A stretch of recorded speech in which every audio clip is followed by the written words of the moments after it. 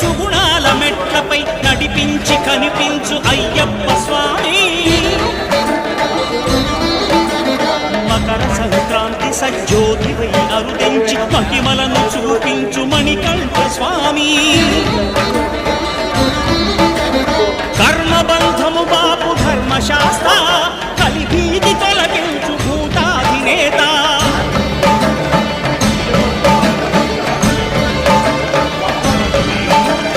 అయ్యప్ప దేవాయ నమః, అభయ స్వరూపాయ నమః.